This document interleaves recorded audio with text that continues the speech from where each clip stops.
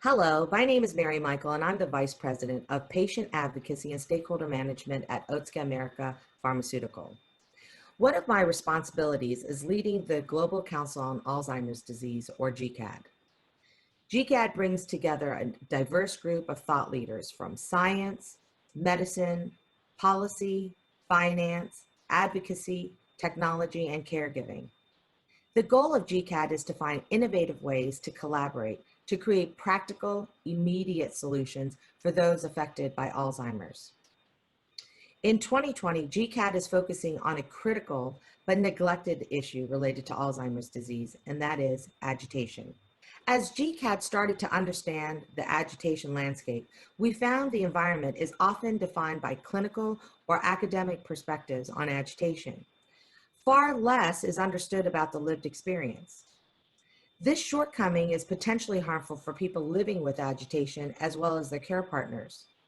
When we don't consider what is meaningful to people living with the condition, we risk missing out on opportunities for solutions that could actually improve their lives.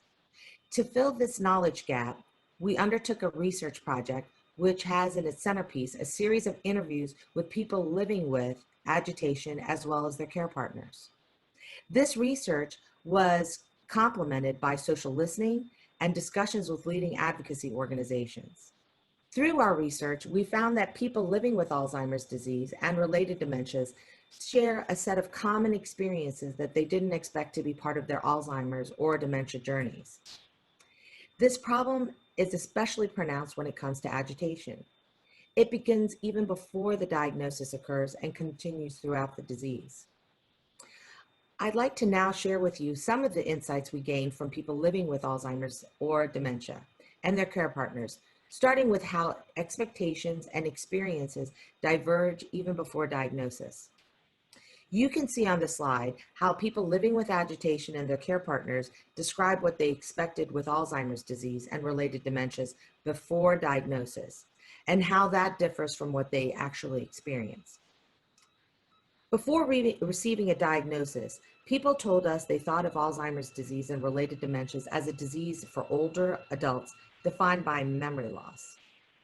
They didn't expect the agitation and other behavioral issues that often come with the condition.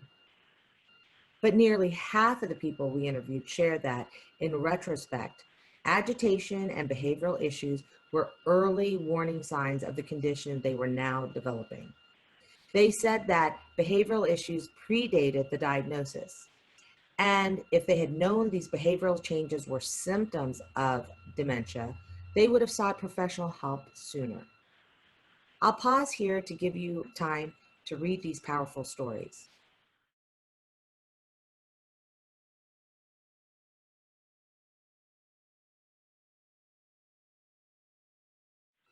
In seeking a diagnosis, the people we spoke with shared that they expected an empathetic experience with doctors. They hoped to be connected to resources that would help them manage this life-changing diagnosis. Unfortunately, no one we spoke with reported a positive experience with diagnosis. The process was often long and drawn out, and finally defined by 5 words: get your affairs in order. Again, I'll stop here and allow you to read what the community shared with us.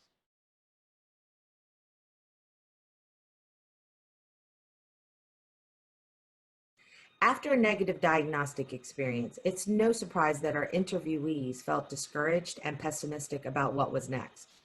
Because of how the diagnosis is often delivered, people think their lives are over. However, as our interviewees continued to live with the condition, they found ways to continue to live their lives, even with the diagnosis of Alzheimer's disease or related dementia. This manifested in different ways for each of our interviewees. But the common thread is that each of them found information, resources, and support tools that help them manage their unique situation. I'll pause here to let you read.